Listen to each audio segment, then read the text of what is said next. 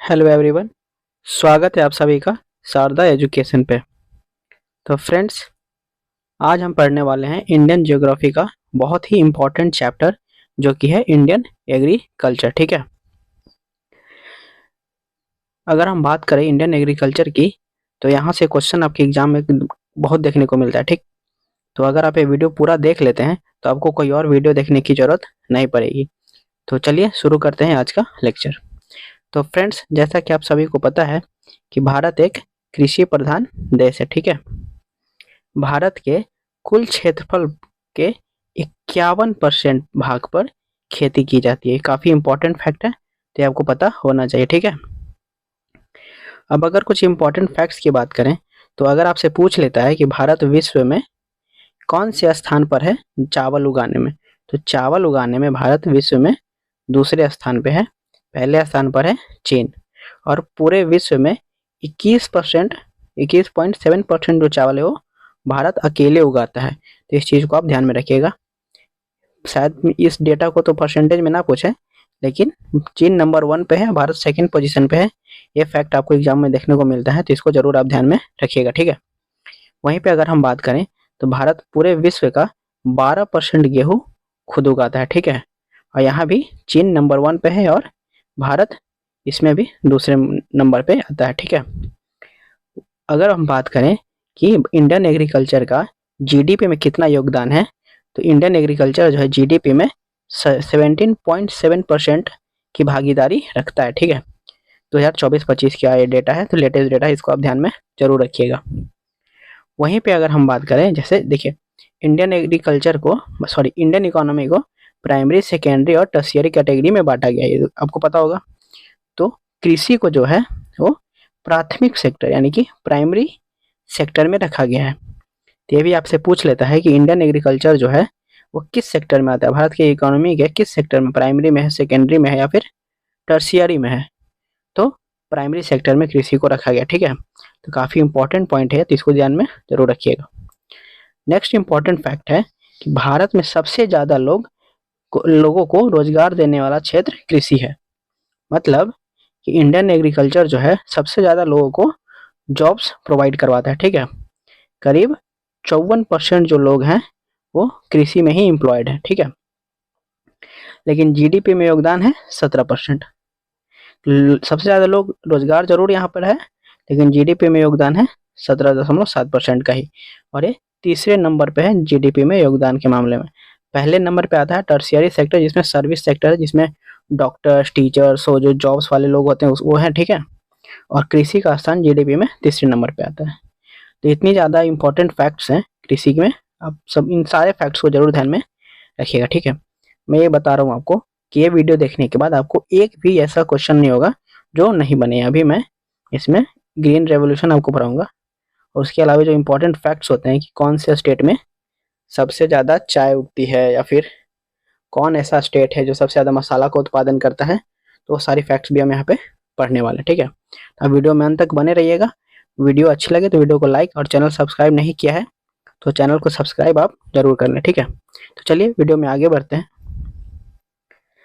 Next important point है कि गेहूं का उत्पादन सबसे ज्यादा कौन करता है, कौन सा स्टेट करता है, तो उत्तर प्रदेश करता है। भारत में गेहूं उत्पादन के मामले में प्रथम स्थान उत्तर प्रदेश का है। ठीक है, और चावल उत्पादन में सबसे बड़ा राज्य है पश्चिम बंगाल। नेक्स्ट हमारा इंपॉर्टेंट पॉइंट है वो है हरित क्रांति। फ्रेंड्स, हरित क्रांति की शुरुआत जो है ना 1960 में होती है। अगर स्पेसिफिक ईयर आपसे पूछ ले तो 1967 आप बता सकते हैं। ठीक है, भारत में कृषि क्षेत्र में सुधार के रूप में एक महत्वपूर्ण आंदोलन था। इसका उद्देश्य कृषि उत्पादन को बढ़ाना था। ठीक है, उस टाइम पे 1960 के आसपास हमारे पास इतना भोजन भी नहीं था, इतना अन्न भी हम नहीं उगा पा रहे थे ताकि हमारी जो मीट है, हमारी जो जरूरतें हैं वो पूरी हो सके। तो इसको ध्यान में रखकर भारत में जो है हरित क्रांति लाई गई थी। ठीक है, अगर आपसे पूछ ले कि विश्व में हरित क्रांति के जनक कौन है, तो है नॉर्मन बोरलॉग। ये मैक्सिको के हैं, सॉरी ये अमेरिकन है, और सबसे पहले जो है हरित क्रांति किसी भी तरीके का ग्रीन रिवोल्यूशन जो मैक्सिको में हुआ था। तो शायद वो फैक्ट आप नहीं याद रखेंगे, काम चल जाएगा, लेकिन विश्व में हरित क्रांति के जनक नॉर्मन ई बोरलॉग हैं, ये नाम आपके लिए इंपॉर्टेंट है। वहीं अगर हम बात करें कि भारत में हरित क्रांति का श्रेय किसे दिया जाता है, तो हो जाएंगे एम.एस. स्वामीनाथन जी को। ठीक है, तो इनका नाम तो आप भूल ही नहीं सकते, काफी इंपॉर्टेंट है। और इन्हें 2024 में कौन सा अवार्ड मिला है आप कमेंट बॉक्स में जरूर बताएंगे। ठीक है, हरित क्रांति का सबसे ज्यादा जो प्रभाव है वो गेहूं के उत्पादन पे पड़ा। ठीक है, चावल के उत्पादन में भी वृद्धि होती है, लेकिन सबसे ज्यादा जो वृद्धि है वो गेहूं के उत्पादन में होता है। ठीक है, तो ये बात आप ध्यान में रखिएगा कि हरित क्रांति का सबसे ज्यादा प्रभाव किस फसल पे पड़ा, ये भी कभी कभी आपसे पूछ लेता है। ठीक है, तो गेहूं इसका राइट आंसर हो जाएगा, इसको ध्यान में आप जरूर रखिएगा। नेक्स्ट जो हमारा इंपॉर्टेंट पॉइंट है वो है स्थानांतरण कृषि। आपको बताना है कि स्थानांतरण कृषि होता क्या है। तो देखिए, इस तरीके की खेती में जंगलों और झाड़ियों को काटकर जला दिया जाता है। ठीक है, और उसके बाद जमीन साफ हो गई तो उस पर पुराने औजारों से जुताई करके खेती की जाती है। जब मतलब मान लीजिए आपने 10 फसल 5 फसल जो भी हो आपने लगा लिया, तो वहां पर मिट्टी की उर्वरता जो है वो कम हो जाती है, मतलब फर्टिलिटी कम हो जाता है। तो उस खेत को, उस जमीन को छोड़कर लोग कहीं और चले जाते हैं, या फिर दूसरे जगह पर जाकर के वापस से जमीनों मतलब फसलों ऐसी क्या बोलते हैं पेड़ों को काट करके वापस से वहां पर खेती करते हैं। तो इस तरह की खेती बहुत जगहों पे की जाती है। सवाल आपसे ये बनता है कि इसके अलग अलग जगहों पे अलग अलग नाम होते हैं। ठीक है, जैसे कि भारत में आपने झूमिंग खेती सुना होगा, तो वही कभी कभी आपसे पूछ लेगा कि इसे ब्राजील में क्या कहते हैं या फिर इंडोनेशिया में क्या कहते हैं, तो अभी हम उसको पढ़ने वाले हैं। ठीक है, तो आपको स्थानांतरण कृषि आई होप कि समझ में आ गया होगा। ठीक है, तो देखिए, तो फ्रेंड्स देखिए यहाँ पे जैसे झूमिंग खेती जो है ना वो उत्तर पूर्वी भारत में स्थानांतरण कृषि का एक नाम है। ठीक है, आपको बिल्कुल मतलब घबराना नहीं है कि क्या है, ये सिर्फ अलग अलग जगहों पे स्थानांतरण कृषि के नाम है। ठीक है, स्थानांतरण कृषि क्या है अभी हमने देखा था। मैक्सिको में इसे मिल्पा बोलते हैं, ब्राजील में इसको रोका के नाम से जाना जाता है। ठीक है, दक्षिण पूर्वी राजस्थान जो भारत का ये वाला इलाका है, इस इलाके में इसे वालरे के नाम से जानते हैं। ठीक है, ये हिमालय की जो पट्टी है, मतलब कि इस रीजन में इसको क्या कहते हैं, खील के नाम से जाना जाता है। ठीक है, और मलेशिया में इसको लद्दाख बोलते हैं। इम्पोर्टेंट सबसे ज़्यादा कहाँ है जो आपको पता होना चाहिए, तो सबसे ज़्यादा इम्पोर्टेंट है कि एक तो आपको ये याद होना चाहिए, दूसरा आपको ये याद होना चाहिए, तीसरा ये याद होना चाहिए। ठीक है, और चौथा ये याद होना चाहिए। भारत में अगर पूछेगा तो उत्तर पूर्वी भारत से ही पूछता है, जो कि ये वाला जो अपना पार्ट है इस तरफ का असम मेघालय। ठीक है, तो इस तरफ जो झूमिंग खेती स्थानांतरण कृषि की जाती है उसे झूमिंग कृषि के नाम से जानते हैं। ठीक है, तो इस पॉइंट को आप जरूर ध्यान में रखिएगा। ठीक है, तो इतना आपको पता होगा तो आप यहाँ से क्वेश्चन बना ले जाएंगे। ओके, अब है कुछ इंपॉर्टेंट फैक्ट्स जो कि भारतीय कृषि में आपसे पूछता है। तो अब मैं आपको जो फैक्ट्स बताऊंगा उसको आप नोट करते हुए चलेंगे। ये सारे एग्जाम्स में पूछे गए फैक्ट्स हैं जो कि मैं आपके सामने रख रहा हूँ।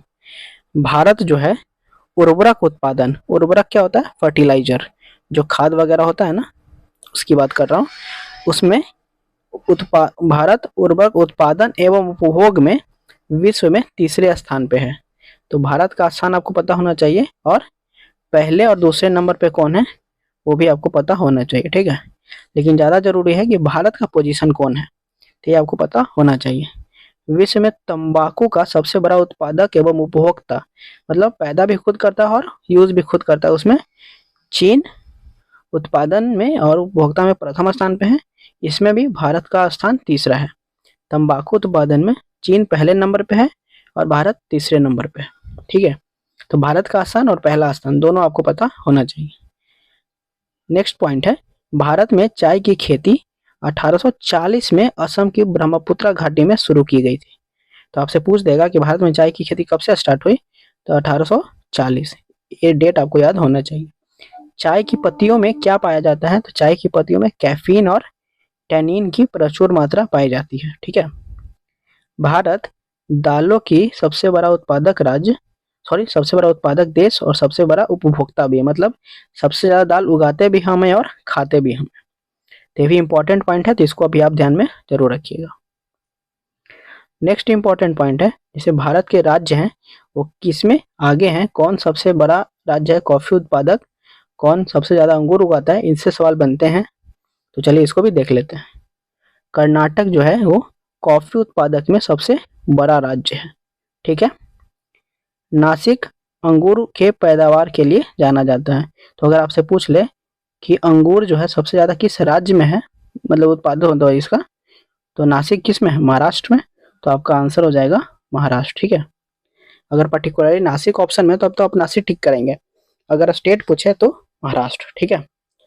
सबसे बड़ा मसाला उत्पादक राज्य आपसे अगर पूछ ले तो वो है आंध्र प्रदेश।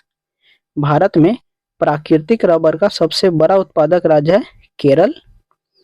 सबसे ज्यादा केसर का उत्पादन भारत में जम्मू कश्मीर करता है। तो इतना इंपॉर्टेंट पॉइंट्स था, तो ये भी आपको पता होना चाहिए, ठीक है। अब हम बात कर लेते हैं विभिन्न कृषि क्रांतियां की। जैसे आपको पूछता है कि हरित क्रांति किससे संबंधित है, तो जो हरित क्रांति है फ्रेंड्स वो खाद्यान्न उत्पादन से संबंधित है, ठीक है। हरित क्रांति खाद्यान्न उत्पादन से संबंधित है। श्वेत क्रांति दुग्ध उत्पादन से संबंधित यानी कि मिल्क प्रोडक्शन। नीली क्रांति जो है वो मछली उत्पादन, मत्स्य उत्पादन से संबंधित है। भूरी क्रांति उर्वरक यानी कि फर्टिलाइजर या खाद की उत्पादन से संबंधित है। रजत क्रांति यानी कि सिल्वर क्रांति जो है वो अंडा उत्पादन से संबंधित है। पीली क्रांति तिलहन यानी कि जो ऑयल का प्रोडक्शन होता है उससे संबंधित है, ठीक है। ये सारी जो क्रांतियां हैं ये डायरेक्ट आपसे एग्जाम में सवाल देखने को मिलता है, तो इसको आप इग्नोर नहीं कर सकते। वहीं अगर हम बात करें कि कृषि यानी कि एग्रीकल्चर की कुछ टेक्निक्स होती हैं, ठीक है। जैसे सेरीकल्चर में हम रेशम कीट पालन के बारे में पढ़ते हैं। एपीकल्चर में मधुमक्खी पालन के बारे में पढ़ते हैं। पीसीकल्चर में मत्स्य पालन के बारे में पढ़ते हैं। फ्लोरिकल्चर जो है वो फूलों के उत्पादन से संबंधित है। और विटीकल्चर अंगूर की खेती के लिए जानी जाती है, ठीक है। तो भारत की कृषि में इतने इंपॉर्टेंट फैक्ट्स हैं जो कि बहुत ही कम टाइम में मैंने आपको ये कंप्लीट करा दिया, ठीक है। कुछ पॉइंट्स और हैं जिन्हें मैं नेक्स्ट वीडियो में करा दूंगा, लेकिन वो कृषि से नहीं है। जैसे कृषि के कोई रिसर्च सेंटर वगैरह होता है, जैसे अगर आपसे पूछ ले कि चावल की मतलब चावल का सेंटर कहाँ है, जैसे कटक में जो है, ठीक है। तो वो जो है नेक्स्ट वीडियो में आपके लिए मैं लेकर के आऊँगा। इंडियन एग्रीकल्चर से कंप्लीट वीडियो है ये। तो अगर कृषि से सवाल बनते हैं तो यहीं से आपको सवाल देखने को मिलेंगे, ठीक है। वीडियो अगर अच्छी लगे तो वीडियो को लाइक और चैनल को सब्सक्राइब जरूर कर लें। Thank you.